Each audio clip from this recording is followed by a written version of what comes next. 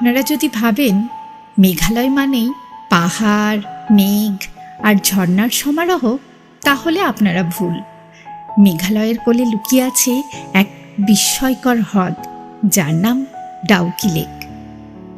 এই লেকটির জল এতটাই স্বচ্ছ যে উপর থেকে দেখলে মনে হয় নৌকা যেন হাওয়ায় ভাসছে। আমরা ঘুরতে গিয়েছিলাম 2024-এর ডিসেম্বর মাসে। তো আজকে আমার এই ডাউকি লেকের উপর একটা ছোট্ট ব্লগ, সাথে থাকুন, আশা করি ভালো লাগবে আপনাদের।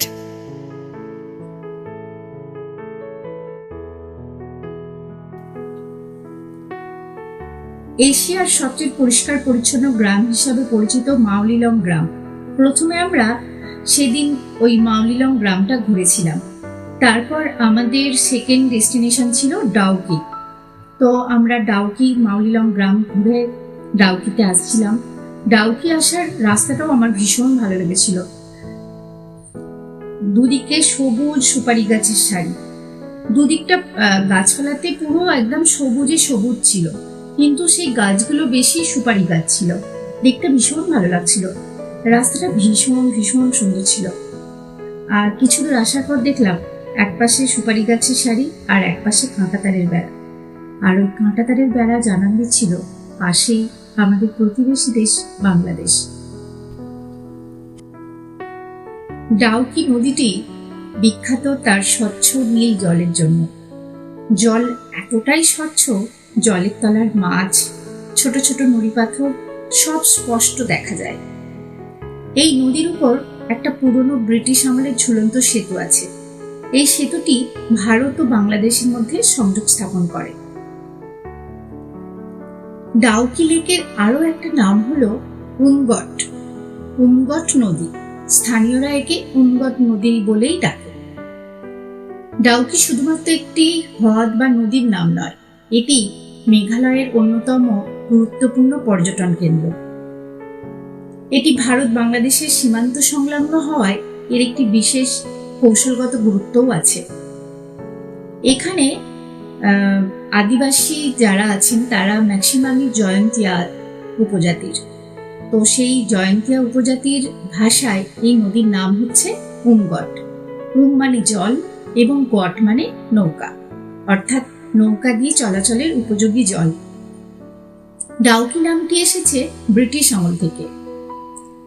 ডাউকিতে নৌকা ভ্রমণটা ভীষণ উপভোগ করেছিলাম আমরা। আমি আর আমার হাজবেন্ড একটা নৌকাতে ছিলাম, আর আমার ছেলে মেয়ে একটা নৌকাতে ছিল। কোনো সময় ওদের নৌকাটা আগিয়ে যাচ্ছিল, কোনো সময় আমাদের নৌকাটা আগিয়ে যাচ্ছিল, আবার কোনো কোনো সময় আমরা দুটো নৌকা পাশাপাশি যাচ্ছিলাম। ভীষণ ভীষণ মজা করেছিলাম।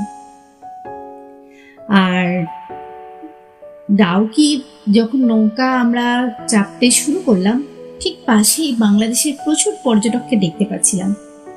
ওদিকে বেশিরভাগ মানুষ স্নান করছিলেন, অনেক ভিড় ছিল। নৌকা ভ্রমণ শেষে খুব ইচ্ছা হচ্ছিল বাংলাদেশের দিকে যাওয়ার আর কি। আসলে খুব আশ্চর্য লাগছিল, কিছু পাথরের উপর রঙের প্রলেপ দিয়ে দুটো দেশ যে আলাদা তা বোঝানো হয়েছে। কিন্তু অনেককেই দেখছিলাম এদিক থেকে ওদিক বা ওদিক থেকে এদিক করতে, অবশ্যই অনেক কড়া পাহারায়। আমিও মেয়ে অনুমতি নিয়ে বিনা পাসপোর্ট বিনা ভিসাতে বাংলাদেশের মাটি থেকে টুক করে ঘুরে নিয়েছিলাম। খুব মজা লেগেছিল।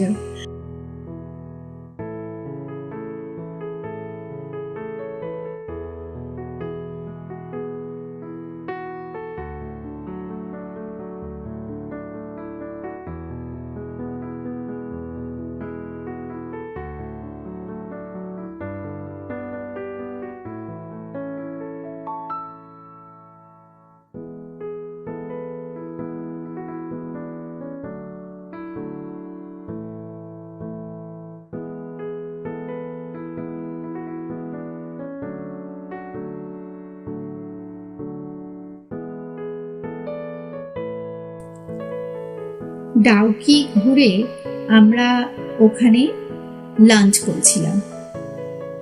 স্থানীয় অনেক ভর্তা খেয়েছিলাম, খুব মজা লেগেছিল ভর্তাগুলো খেতে। সেখানের কোনো ছবি বা ভিডিও মনে হয় করা হয়নি, তারপর আমরা গিয়েছিলাম ভারত আর বাংলাদেশের বর্ডারের কাছে। তখনও খুব ক্লান্ত থাকাতে গাড়ি থেকেও নামিনি, কোনো ছবি বা ভিডিও কিছুই তোলা হয়নি।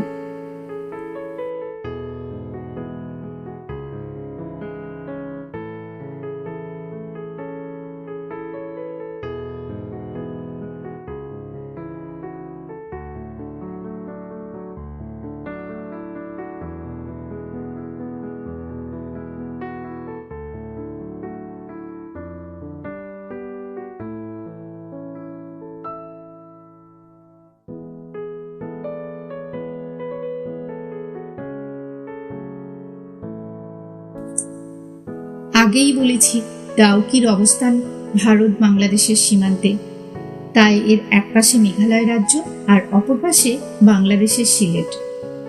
এখানে আসার সবচেয়ে উপযুক্ত সময় হচ্ছে অক্টোবর থেকে এপ্রিল, আর ডাউকি নদী ভ্রমণের সেরা সময় হলো ফেব্রুয়ারি থেকে মে, যখন বর্ষাকাল বিদায় নেয়। তখন নদীর জল সবচেয়ে পরিষ্কার পরিচ্ছন্ন থাকে। আর শুনেছিলাম প্রতি বছর এখানে মার্চ আর এপ্রিল মাসে একটা বাইচ প্রতিযোগিতা হয়, সেটা দেখতে নাকি বহু পর্যটক এখানে আসে। আর জুন থেকে আগস্ট মাস যখন নদী ফুলে ফেঁপে ওঠে এবং জল ঘোলা হয়ে যায়, তাই ওই সময় না যাওয়াই ভালো। সবশেষে একটা কথা বলবো, ডাউকি একটা লেক নয়, এটা একটা অভিজ্ঞতা। এই জলের গভীরতা আর প্রকৃতির নীরবতা আমাকে মুগ্ধ করেছে, তাই আবার যাব।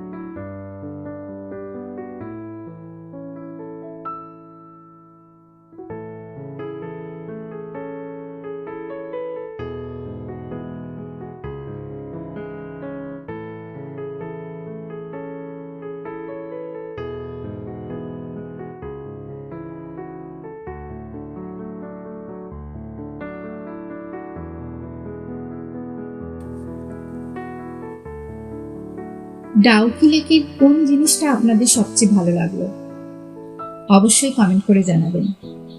আর ভালো লাগলে লাইক, কমেন্ট এবং শেয়ার করে আমার পাশে থাকবেন। আর অবশ্যই নতুন কেউ হলে সাবস্ক্রাইব করবেন। সবাই ভালো থাকবেন, দেখা হবে পরের ভিডিওতে।